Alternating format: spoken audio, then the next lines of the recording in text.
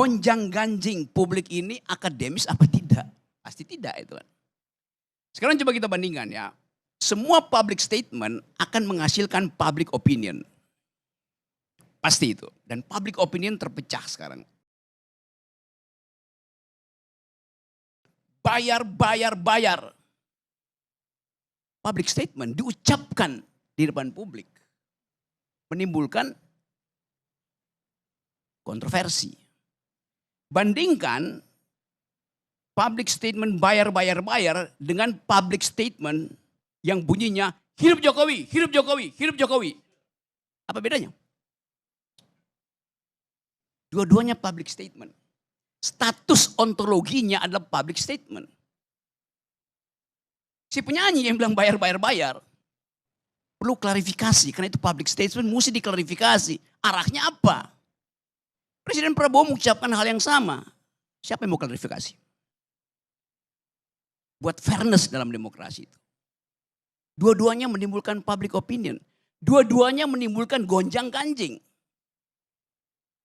Si seniman dengan kecerdikannya membuat diksi itu tuh. Jadi polisi, bayar polisi. Mau jadi polisi, bayar polisi. Kan begitu tafsir epistemiknya tuh. Mau jadi presiden, puji presiden. Sama statusnya. Sudah jadi polisi masih bayar polisi. Sudah jadi presiden masih puji presiden. Saya terangkan ini sebagai problem narasi ya. Gak ada urusan saya dengan kekuasaan. Tetapi supaya fair, kita mau nilai juga kecerdasan publik itu sudah melampaui kemampuan tipu-tipu kekuasaan. Itu intinya tuh. Jadi kita mau anggap bahwa ini betul-betul terbuka satu prosedur demokrasi untuk mulai memilah mana yang menyebabkan orang ingin memuji, mana yang menyebabkan orang ingin mencaci itu. Kalau kita belajar hermeneutics itu, ilmu tafsir tentang narasi, tafsir tentang undang-undang, sangat mungkin si pembuat lirik bayar ini sangat mencintai polisi itu.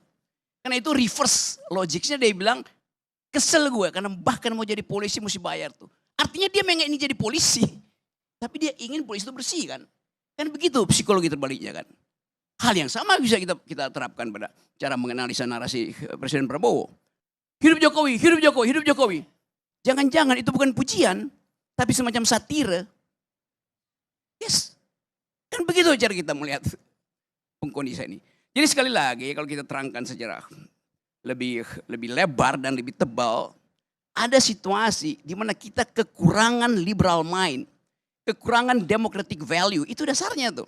Sehingga orang menyelundupkan itu melalui satire itu. Lagu itulah satire, pujian Pak Prabowo juga ada satire itu.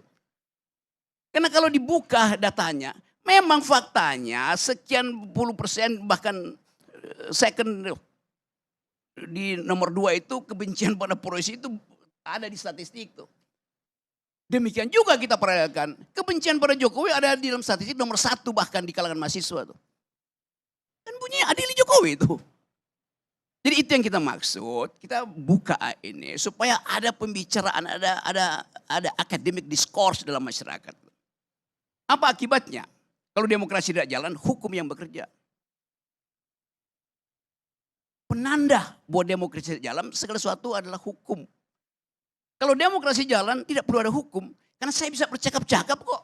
Apa yang saya mesti ambil kitab KUHP pidana. Anda mengotori halaman saya karena rambutan Anda dahannya jatuh ke saya. Kenapa saya nggak bilang, oke, tolong daun saya dibersihin karena itu ke halaman Anda. Tetapi rambutan saya juga bisa Anda panjat. Selesai kan?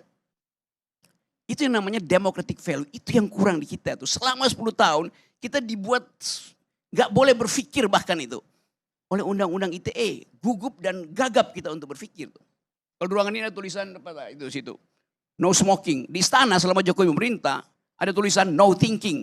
Gak boleh berpikir. Yes, itu dasarnya tuh. Jadi kita mau kembalikan ini supaya narasi ini. Polisi itu korban dari ketiadaan demokrasi itu.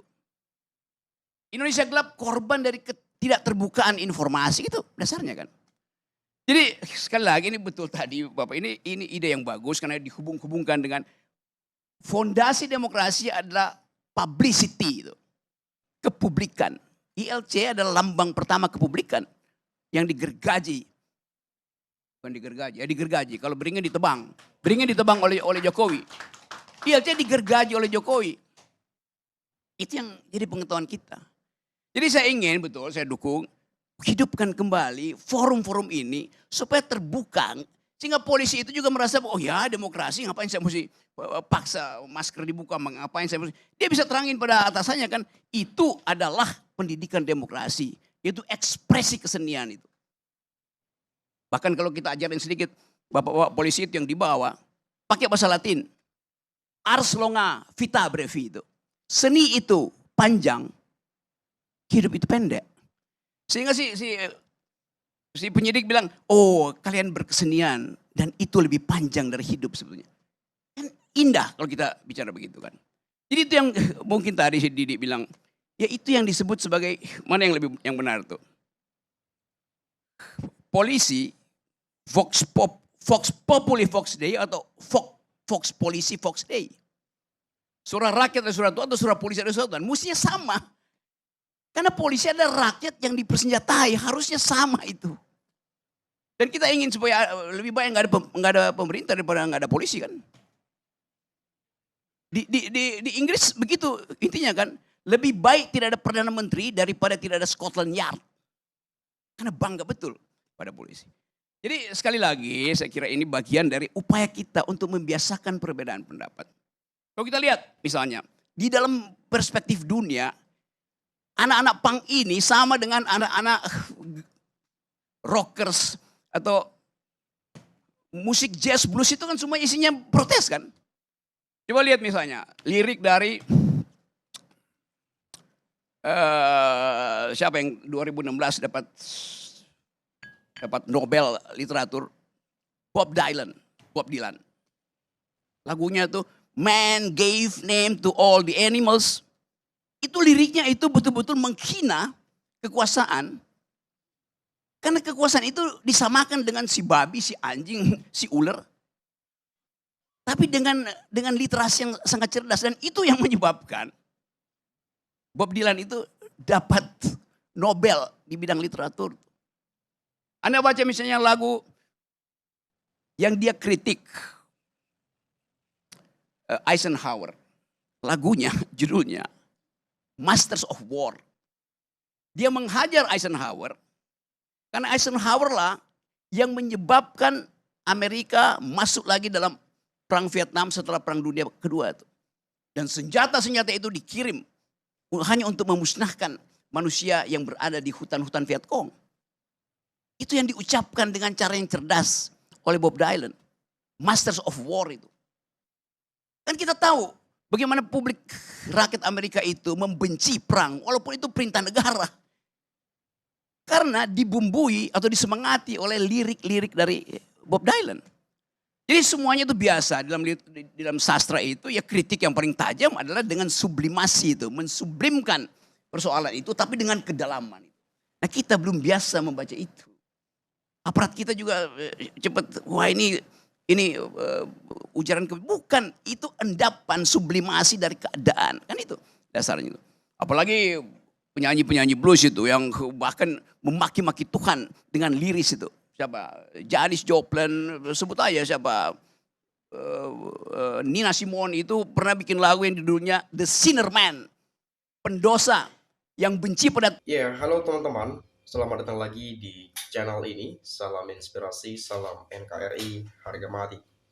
Ya, baru saja kita mendengarkan penyampaian dari Bung Rocky ya. Beliau ini kerap keras sekali mengkritik ya. Pedas sekali dan menggunakan logika-logika yang sangat luar biasa. Dan statement dan argumentasi yang disampaikan tadi mengenai kasus masalah masalah suka Taliban ya, yang katanya diintimidasi oleh oknum kepolisian gitu ya, karena merasa tersinggung kali ya dengan lagu bayar. Nah teman-teman, memang tadi banyak sekali tanggapan yang disampaikan oleh Bung Rocky Gerung terkait hal ini, sampai ada tadi peribahasa yang disampaikan beliau. polisi Fox Day, apa tadi itu juga tuh saya lupa tuh ya. Nah, salut gue sama orang ini, begitu cerdas, sayangnya negara gengsi mengakuinya.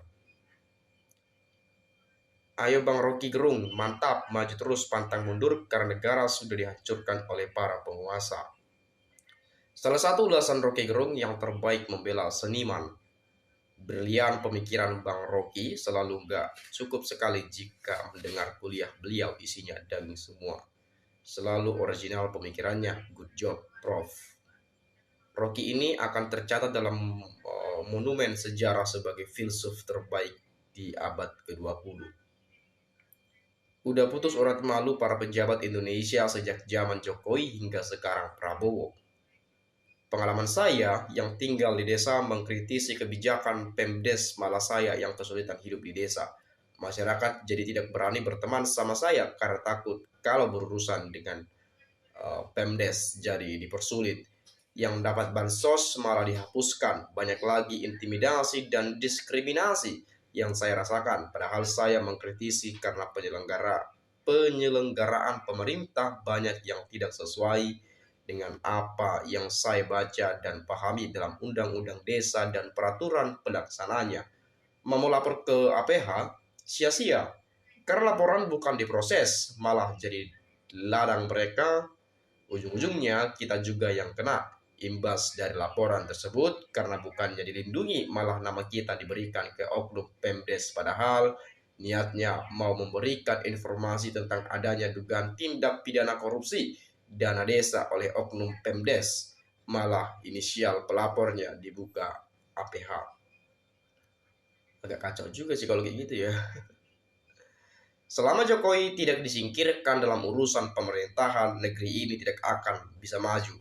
Prabowo harus berani menjauhkan diri dari Jokowi supaya rakyat bisa tentram. Bukan itu juga menurut saya sebagai patokan.